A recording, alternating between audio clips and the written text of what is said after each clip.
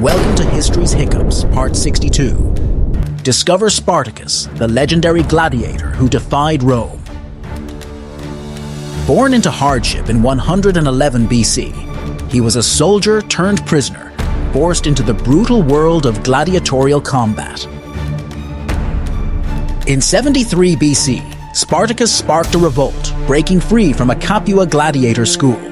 He rallied a vast army of slaves, leading them in a fierce rebellion against the Roman Republic.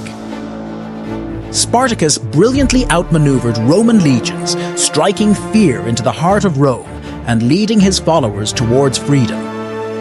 Despite his ultimate defeat in 71 BC, his story of courage, strategy, and the relentless pursuit of liberty has inspired generations, cementing Spartacus as an enduring icon of resistance.